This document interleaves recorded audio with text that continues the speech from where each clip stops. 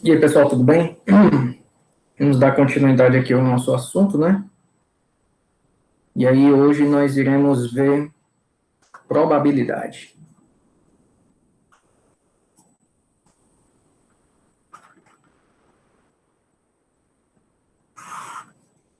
Probabilidade engloba, muitas das vezes, né, na sua forma de se calcular, assuntos que nós já vimos anteriormente, assim como análise combinatória, que é nada mais do que os princípios de contagem, que a gente precisa contar situações, elementos, eventos, né? E números binomiais, com binômio de Newton. Porque nós vamos ver no final da aula um negócio chamado de distribuição binomial. Tá? Então, a probabilidade está relacionada a binômio de Newton, de certa forma. Então, nós vamos ver uma mistura desses conteúdos, tá? Então, para começar a definir o que é probabilidade. Então, seja um evento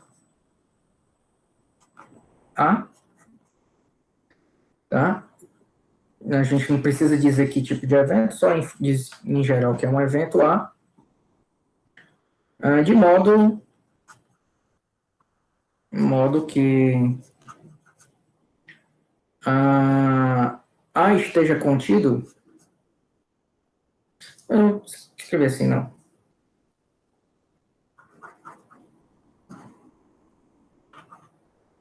Vamos colocar o evento A que pertence ou está contido no conjunto de eventos que a gente vai chamar de espaço total, tá? Em que esse ômega é o espaço total.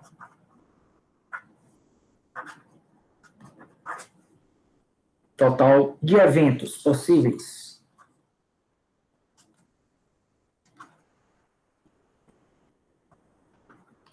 Ponto. A probabilidade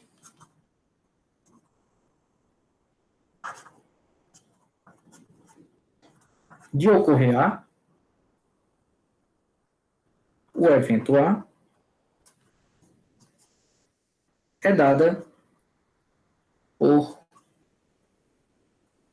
probabilidade de A, assim, que nada mais é do que o número de elementos da situação que engloba o conjunto A sobre o número de elementos do meu espaço total, meu espaço de eventos possíveis totais, né? Então, a probabilidade de ocorrer um evento é dado dessa forma. Você vê uma gama de possibilidades, quais são todas elas, e dentre essa gama de possibilidades, o seu evento está ocorrendo ali dentro. E verifica a possibilidade do seu evento. Então, de quantas maneiras ocorre o seu evento em relação ao total? Isso dá uma porcentagem. Então, probabilidade nada mais é do que essa porcentagem. Não é à toa que nós estamos escrevendo probabilidade na forma de razão. Tá? Isso aqui nos traz algumas propriedades. Então, vamos aqui às propriedades.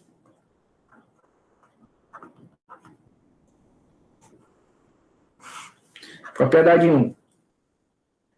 A probabilidade do evento total é 1. Isso é óbvio, né? Porque isso aqui é o número de elementos totais do espaço total pelo número de elementos do espaço total, isso dá 1. Probabilidade 2. Propriedade 2. Probabilidade de não ocorrer um evento, ou seja, do vazio, é 0. Óbvio, até porque o número de elementos do vazio é 0. Tá? Terceira propriedade. Probabilidade de ocorrer qualquer evento, né, é sempre menor ou igual a 1 e maior do que 0. Vamos colocar assim. Probabilidade de qualquer evento é sempre maior ou igual a 0 e menor ou igual a 1, tá? Então, vai ser 0 nesses e nenhum nesses extremos que eu acabei de citar aqui acima, nas propriedades 1 e 2. E a propriedade 4, a gente vai chamar de probabilidade de não ocorrer um evento, vamos fazer o não como se fosse uma barra, né? Em cima de não ocorrer o evento, é igual a 1 menos a probabilidade de ocorrer o evento. Agora, por que isso aqui é verdade?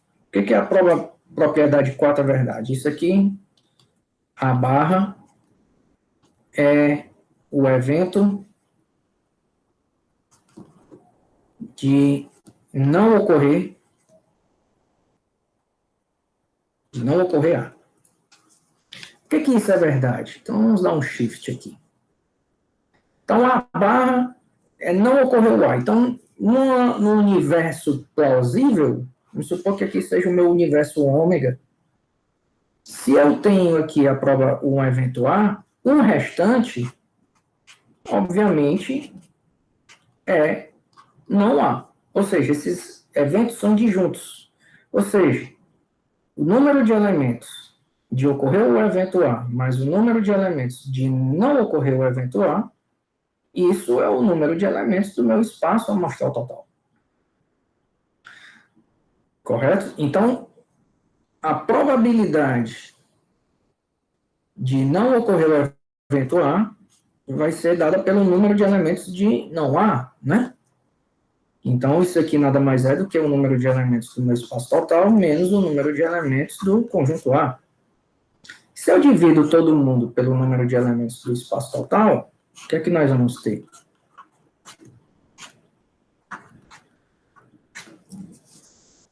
Do lado esquerdo, essa fraçãozinha aqui nada mais é do que a probabilidade de não ocorrer o evento A. Aqui vai dar 1 menos outra fração é a probabilidade de ocorrer o evento A. Então, essa fórmula aqui é extremamente importante. Muitas vezes é difícil calcular o evento A, então é mais fácil de calcular ele não ocorrer do que ele ocorrer. Tá? Então, nós temos essas propriedades aqui que são bastante importantes. Outra propriedade, vou colocar a propriedade 5. A probabilidade de ocorrer um evento união outro. É a probabilidade de ocorrer o evento A, mais a probabilidade de ocorrer o evento B, menos a probabilidade de ocorrer o evento A interseção B. Isso aqui é devido àquela fórmula que nós temos lá em conjuntos, do número de elementos de A união B, que é dado por número de elementos de A, mais o número de elementos de B, menos o número de elementos de A interseção B. Então, se eu divido todo mundo aqui pelo número de elementos do espaço total, nós chegamos a essa formulazinha aqui da probabilidade da união de dois eventos. Só um detalhe aqui importante, que quando a gente fala probabilidade de ocorrer a união, muitas vezes a gente associa à conjunção ou. Então, qual a probabilidade de ocorrer o evento A ou a probabilidade de ocorrer o evento B? Então, a probabilidade de ocorrer o evento A, mais a probabilidade de ocorrer o evento B, menos a probabilidade de ocorrer os dois juntos. Mas qual a probabilidade de ocorrer os dois juntos? Aí nós temos algumas situações que são interessantes, né? Porque a interseção representa o I, a probabilidade de ocorrer o evento A, e ocorrer o evento B simultaneamente. Tá? Então, aqui, quando eu falo probabilidade de uma coisa e probabilidade de outra, a gente associa imediatamente a multiplicação.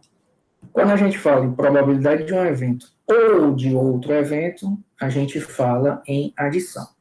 Essa fórmula aqui, nós temos que tomar um certo cuidado, tá? Porque quando os eventos são mutuamente exclusivos, né, o que é que significa que eles são mutuamente exclusivos? Que um não interfere o outro. Então, geralmente, essa probabilidadezinha aqui é nula. Então, por exemplo, eu tenho dois dados. Qual a probabilidade de, ao lançar um dado, sair um número par? E qual a probabilidade de lançar o outro dado, sair um número menor do que 3? Então, veja que os dois eventos são mutuamente exclusivos. Um não tem relação com o outro, eles são exclusivos, né? Então, não existe probabilidade da interseção dos dois, porque um dado não influencia no outro dado, certo? Então, nesse caso, é simplesmente a soma, né? Não à toa que se essa probabilidade da interseção for zero, realmente a probabilidade da união de dois eventos fica a soma desses dois eventos, né? Então, vejamos aqui esse exemplo. Então, temos que ter cuidado. Qual a probabilidade de, no lançamento de dois dados,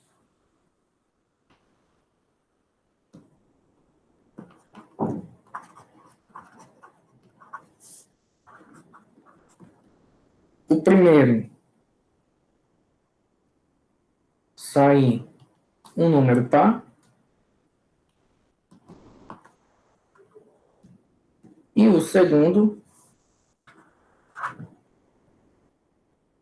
sair um número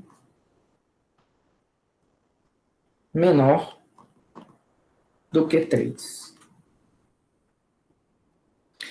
Então, veja que a probabilidade de ocorrer o evento A, vamos supor que isso aqui seja probabilidade do primeiro dado sair número par. E a probabilidade de ocorrer o evento B é aqui a probabilidade do segundo dado sair número menor do que 3. Então, qual a probabilidade de ocorrer o evento A? Quantos números tem no dado? 6. A metade é par, então a probabilidade aqui é 1/2. E qual a probabilidade de ocorrer o evento B? Ora, para sair um número menor do que 3, eu tenho que... Quantas possibilidades? Duas, né? 1 e 2. Então, 1 de 6 é 1/3. Então, como aqui não há interseção nesses dois eventos, né? Eles são mutuamente exclusivos, então a probabilidade de ocorrer a união P é simplesmente a probabilidade de ocorrer o evento A, mas a probabilidade de ocorrer o evento B, que isso daqui dá 1/2 mais 1/3, que dá, deixa eu ver meu MC aqui, dá 6, 3 mais 2, 5/6, né? Então, bem interessante. Agora, aqui um detalhe. Para ser a união aqui tem que ser um ou, né? Aqui tem que ser um ou. Então, vamos... Aqui é importante. Se for o i, aí já é interseção dos dois, já é uma coisa e a outra ao mesmo tempo. Então, há uma certa influência dos dois, né? Porque eu vou pegar os dois dados e jogar ao mesmo tempo. Então, aqui, os lançamentos dos dois dados pode um ter a influência no outro. Então, aqui o processo é de multiplicação, né? Que é o i. Aí, aqui nós temos um detalhe. Mas para esse i efetuar realmente a multiplicação, esses eventos eles têm que ocorrer independentemente um do outro. Aí você diz, mas um dado não pode tocar no outro? Pode. Mas por mais que toque, quando eles forem cair no chão, eles vão cair lá separados e um evento vai ocorrer independente do outro. Nesse caso, a multiplicação. tá? Mas em situações em que o evento não, que os eventos dependem um do outro, não são independentes, né? Então, a gente tem uma nova probabilidade, um novo conceito de probabilidade que a gente chama de probabilidade condicional. Há uma condição para se ocorrer um evento dependendo de outro. Então, vamos ver isso. Então, aqui, probabilidade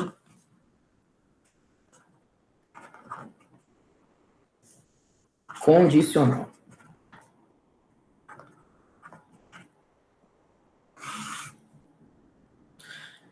E aí a gente vai usar o seguinte símbolo. Vamos fazer assim, sejam os eventos A e B em um espaço amostral total ômega, a probabilidade de ocorrer o evento A, sabendo que o evento B ocorreu,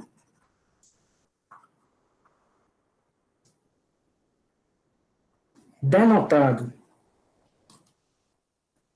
por probabilidade de A, sabendo que o B ocorreu. A gente vai escrever assim, tá?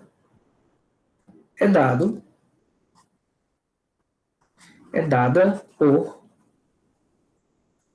probabilidade do evento A ocorrer, sabendo que o evento B ocorreu, vai ser o número de elementos aqui de A dado B, né, obviamente. Aqui, esse A dado B, aqui a gente vai ler da seguinte forma. Para que o evento A ocorra, sabendo que o B ocorreu, imagina que o B agora ocorreu, você tem um espaço do B. Você tem um conjunto de possibilidades do B. Esse conjunto está dentro do conjunto maior, que é o meu espaço amostral total. Mas aí o A vai ocorrer não mais agora influenciado no espaço amostral total, ele vai ocorrer influenciado só em cima do B. Então, quando eu digo o A vai ocorrer sabendo que o B ocorreu, o número de elementos que eu quero saber aqui de A dado B é a interseção entre eles. E mais, vai ser dividido não pelo espaço total, porque o espaço total agora não faz mais sentido. O espaço total agora para esse tipo de probabilidade é o número de elementos do evento que já ocorreu, que é o B. Então, em termos de diagrama, nós temos o nosso espaço total aqui, aí eu tenho o espaço B aqui. O B ocorreu. Como o B ocorreu, você sabe que ele ocorreu, o resto para você não influencia mais. Então, o próximo evento que vai ocorrer aqui em cima. Esse aqui vai estar o evento A. Então, qual é o número de elementos? É o número de elementos do conjunto A, mas eu posso dizer que é o número de elementos de A interseção B, né? Sobre o número de elementos do conjunto B. Por que tem que ser a interseção B? Porque ele pode ocorrer aqui assim também, ó. Mas ele tem que estar ocorrendo relacionado ao B. Então, eu tenho que pegar só a parte que está dentro do B, porque ele pode ocorrer assim com um pedaço fora, tá? Então, tem que ser realmente a interseção B. Se eu disser que é só o número de elementos de A, estaria errado por esta situação aqui que eu estou apresentando. Tá? Então, é o número de elementos da interseção de A com B pelo total do conjunto B, que é o evento que já ocorreu, que nós já sabemos que ocorreu. Então, por exemplo, eu tenho um baralho que tem 52 cartas. Se eu perguntar assim, qual a probabilidade de eu tirar um naipe de copas? Então, se eu vou tirar um naipe de copas, eu vou tirar uma carta dentre 52 possíveis. Quantos naipes existem num baralho? 4 naipes. Então, eu tenho 13 cartas que são do mesmo naipe de copas. Então, a probabilidade seria de 13 por 52, que dá 1/4. Ok. Agora veja a situação que agora é totalmente diferente. Qual a probabilidade de tirar uma carta menor, com um número menor do que 7, sabendo que o naipe o naipe dessa carta é de copas?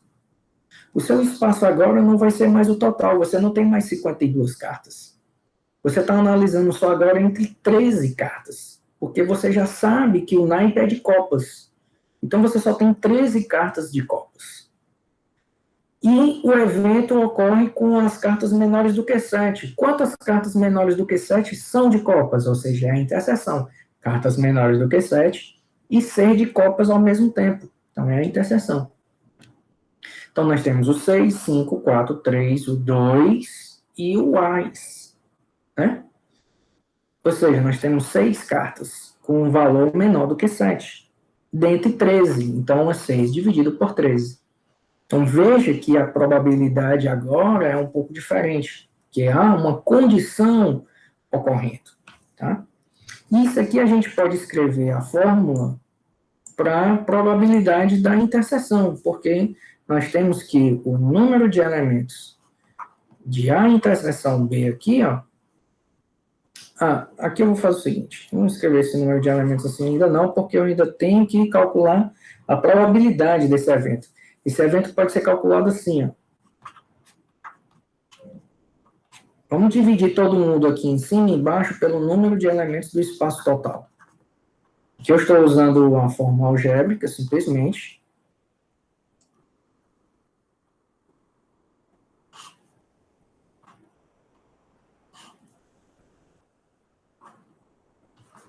Então, veja que aqui em cima, isso daqui nada mais é do que a probabilidade de ocorrer a interseção B. E aqui embaixo, nada mais é do que a probabilidade de ocorrer o conjunto B, o evento B. Agora sim, eu posso escrever a probabilidade de A interseção B.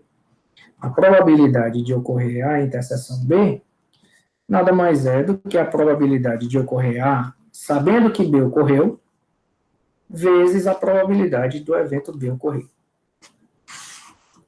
Agora aqui vai fazer sentido para vocês que a interseção faz com o produto.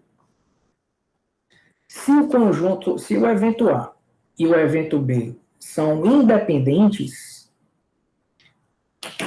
não existe interseção um com o outro. Qual a probabilidade de ocorrer o evento A sabendo que B ocorreu?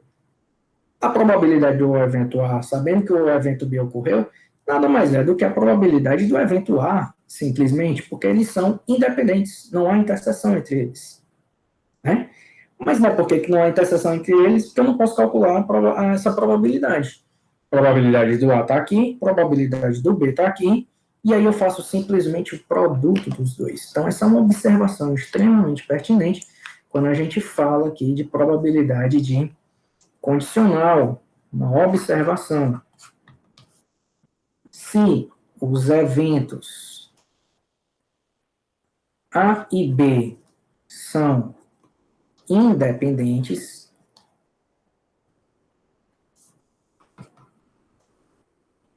então a probabilidade de A ocorrer sabendo que B ocorreu nada mais é do que a probabilidade de A ocorrer. Daí, temos que a probabilidade de A interseção B nada mais é do que a probabilidade de A vezes a probabilidade de B. Então, vocês sabem que se os eventos forem independentes, está resolvendo a questão. Probabilidade, aí tem I lá. Então, I representa a interseção entre dois conjuntos.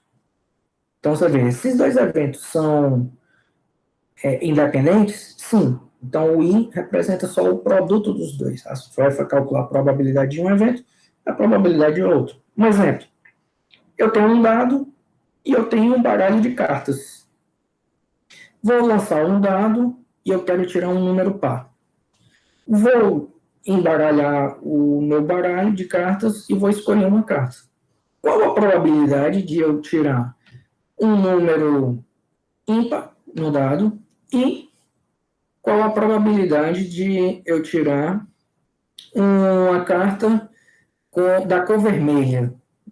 Nós temos naipes de cor vermelha, no caso, o naipe de ouros, né? É um exemplo. Então, quem conhece o baralho sabe que 2 dos naipes são vermelhos e os outros 2 são pretos. Então, na verdade, esses eventos não têm relação um com o outro, eles são independentes. Mas eu quero a probabilidade de ocorrer um evento e ocorrer o outro evento. Então, a probabilidade desse evento, número ímpar, 1/2. Tenho 3 números dentre 6.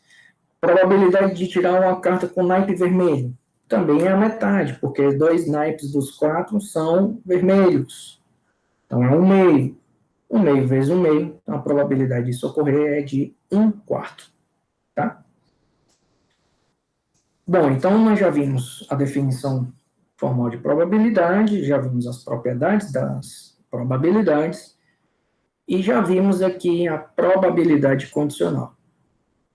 Tá? Então agora vamos partir daqui dessa probabilidade condicional para a distribuição binomial de probabilidades. E aí a gente vai encerrar a aula de hoje.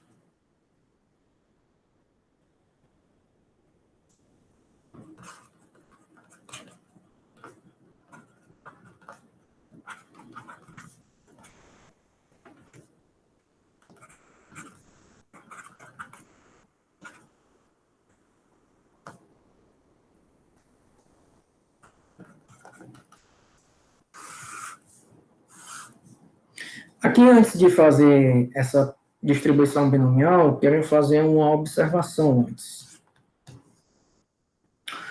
Nós vimos que o número de permutações de n elementos com repetição de n1, n2, n3, etc., era dado por n fatorial sobre n1 fatorial vezes n2 fatorial vezes n3 fatorial, etc. Agora veja o seguinte. Suponha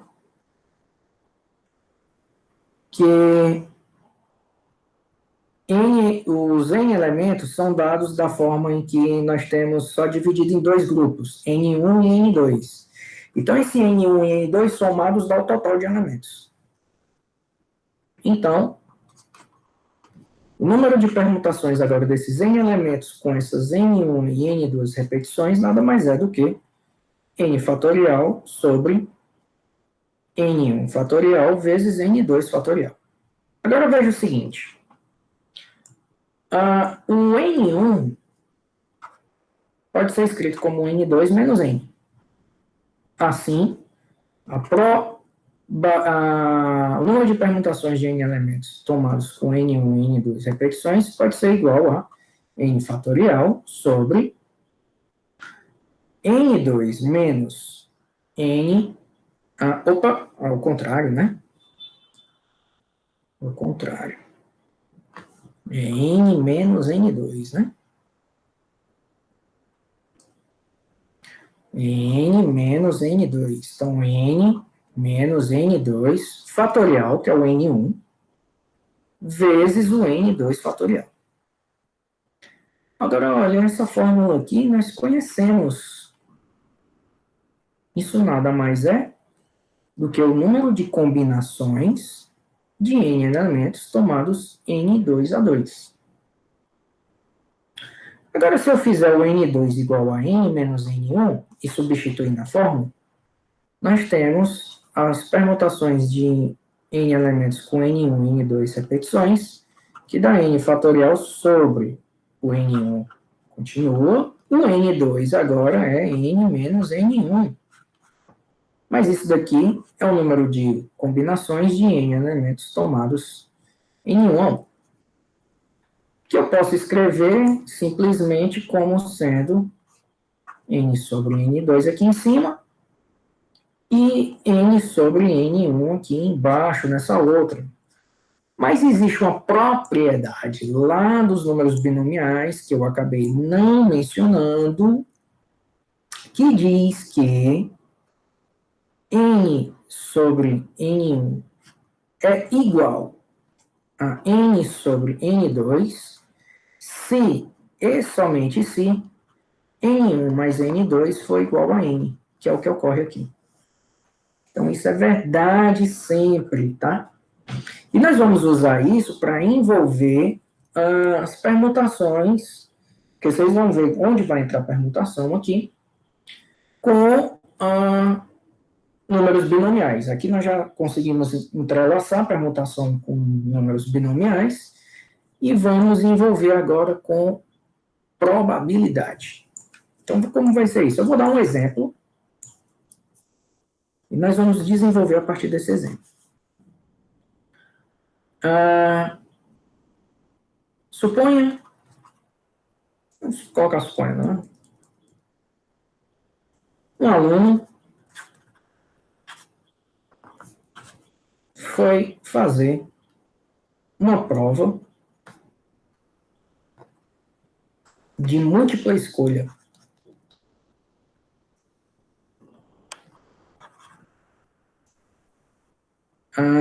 Com 5 itens cada questão, tá?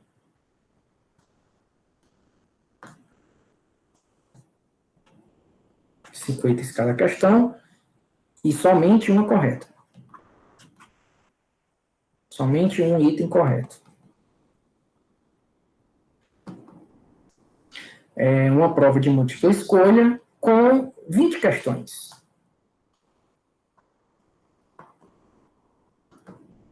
Qual a probabilidade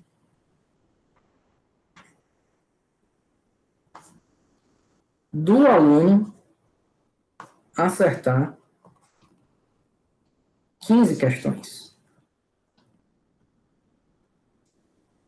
Então, eu quero saber qual a probabilidade de ele acertar essas 15 questões. Então, veja que a prova tem 20 questões. Então, ele pode acertar 15 vezes, errar 5 vezes.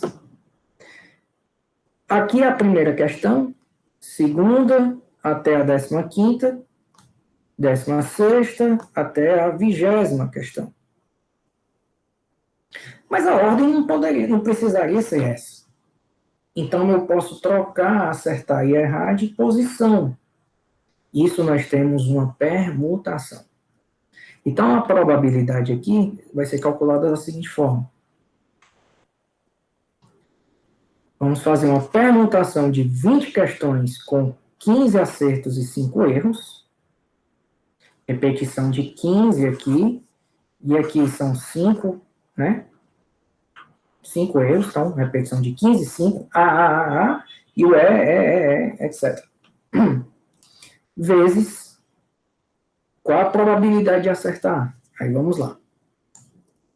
A probabilidade do camarada acertar uma questão, eu tenho 5 itens e um está correto. É 1/5. E qual a probabilidade dele errar? Lembrando que a probabilidade dele errar é a probabilidade dele não acertar. Você pode fazer 1 menos 1/5, ou quantos itens tem para errar? 4, né? 4/5. Então, quantas questões são? 20.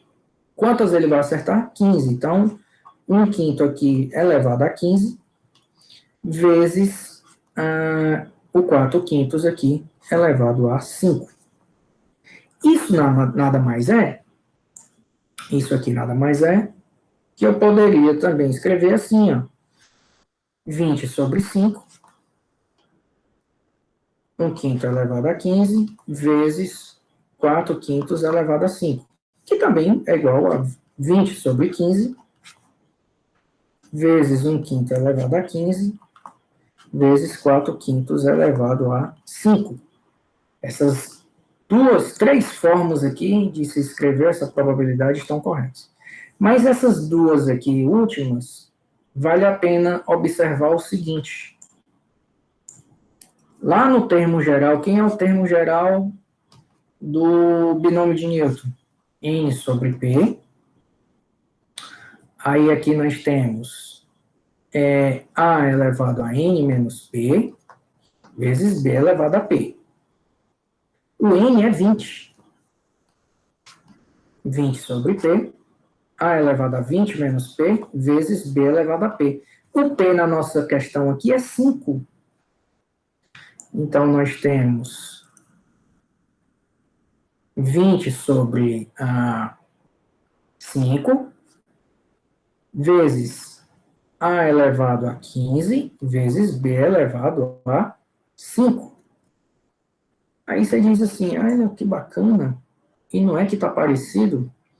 O A é 1/5 e o B é 4/5. Mas se o A é 1/5 e o B é 4/5, como é que eu faço para aparecer o outro caso? Simples. Eu poderia fazer o P igual a 15, né? Então ficaria 20 sobre 15, e aí fica A elevado a 20 menos 15 é 5, vezes B elevado a 15. Aí agora aqui nesse outro caso, o A seria 4/5 e o B seria 15. Né? Então dá no mesmo. Então veja que o termo geral do binômio de Newton casa com o cálculo de probabilidades, né? Esse tipo de problema que nós chamamos de distribuição binomial, a probabilidade de ocorrer um evento A,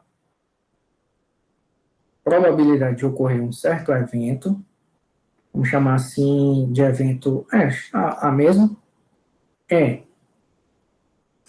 o número de possibilidades total pelo número de possibilidades de ocorrer lá o meu evento A, tá?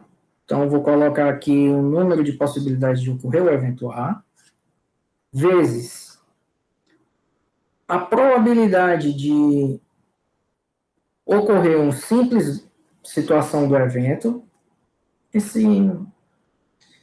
Essa PDA aqui, eu vou deixar assim, probabilidade de uma parte lá do evento, como, por exemplo, acertar a questão.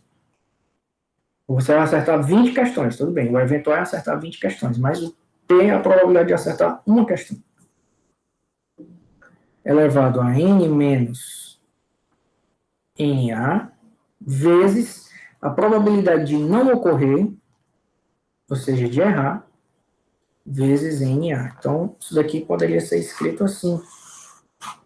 Isso daqui é a forma de distribuição binomial.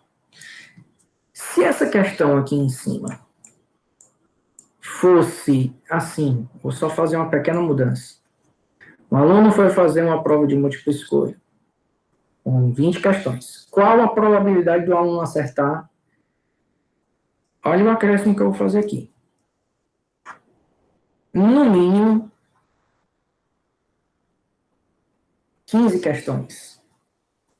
Então, no mínimo 15 questões, ele tem que acertar 15, ou 16, ou 17, ou 18, ou 19. Então, você vai fazer para cada um deles. Se fosse assim, para ele acertar no mínimo uma questão, vamos dizer que o pai dele chegasse para ele e disse assim, meu filho, eu fico feliz se você acertar uma questão. Então, você tem que acertar no mínimo uma. Então, tem que acertar uma, ou acertar duas, ou acertar três, ou quatro, ou cinco, ou até total, 20. Faz um de cada e soma todo mundo. E isso está relacionado diretamente com o binômio de Newton. Vamos ver esse exemplo? Para fechar a aula de hoje. Então, suponha agora que o aluno deva acertar, no mínimo, uma questão. Então, qual vai ser a probabilidade aqui nesse caso? Então, a probabilidade aqui agora é uma soma de probabilidades, né? De acertar uma, duas, três.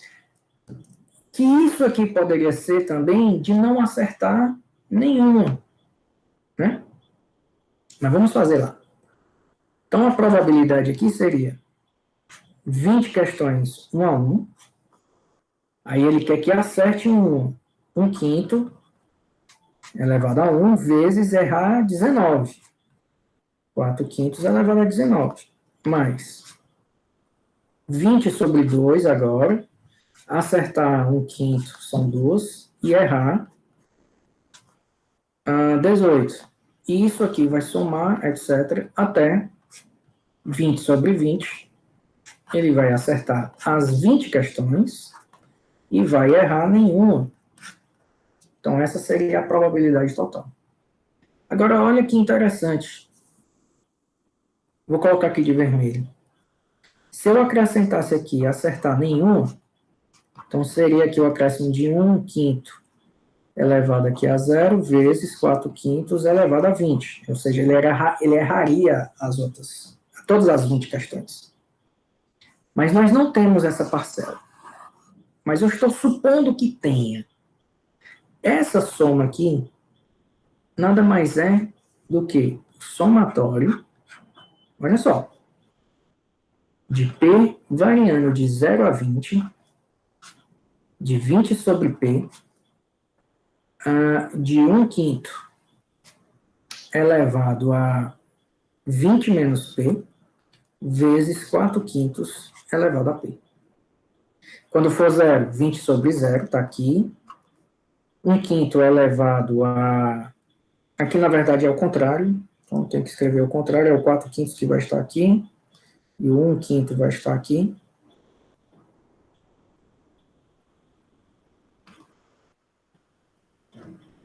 Então, 4 quintos elevado a 20. Está aqui, ok. Vezes 1 quinto elevado a 0. Quando for 1, 20 sobre 1. 1 quinto elevado a 1 aqui, ok. 4 quintos elevado a 19. Quando for 2, até quando for 20. 1 quinto elevado a 20. 4 quintos elevado a 0. 20 menos 20 dá 0. E isso aqui todo mundo sabe que é 1 quinto mais 4 quintos elevado a 20. Mais 1 quinto mais 4 quintos é 1. Então, isso aqui dá 1. Ou seja, a probabilidade que ele quer que calcule nada mais é do que essa total, que é 1, menos a do caso que eu falei, de ele errar toda, que é 20 sobre 0, vezes 1 quinto elevado a 0, vezes 4 quintos elevado a 20. Isso daqui dá 1, isso daqui também é 1, então a probabilidade seria 1 menos 4 quintos elevado a 20. Tá? Aí vocês podem pegar uma calculadorazinha e ver quanto seria esse valor aqui aproximado. Tá? Em prova, vocês podem usar a calculadora à vontade para dar valores aproximados no caso dessas probabilidades, tá bom? Isso é interessante, né? Porque a gente mistura probabilidade com o binômio de Newton, né? Só ver aqui, fazer uma correção na fórmula aqui em cima, deixa eu ver aqui se está tudo certinho. Aqui é o contrário, tá? Aqui é o contrário. Então, a probabilidade de acertar aqui em NA, vezes de não acertar, N menos NA. Pronto. Se você fizer o somatório de todas as possibilidades possíveis, tem que dar 1. Obviamente. O somatório de todas as possibilidades possíveis tem que dar 1. Até porque o somatório de tudo, lá no binômio de Newton, vai ficar P mais 1 menos P dá 1. E 1 elevado a N, que é o total de situações, dá 1. Que cabe e casa exatamente com a primeira propriedade que nós vimos. A probabilidade de ocorrer todas as possibilidades é 1. Tá bem? Então, vou encerrar por aqui. Tá? Se tiverem dúvidas, podem me procurar no grupo, podem mandar as perguntas lá no grupo. Então, aqui eu vou parar aqui a apresentação e encerrar a aula de hoje, interrompendo a gravação.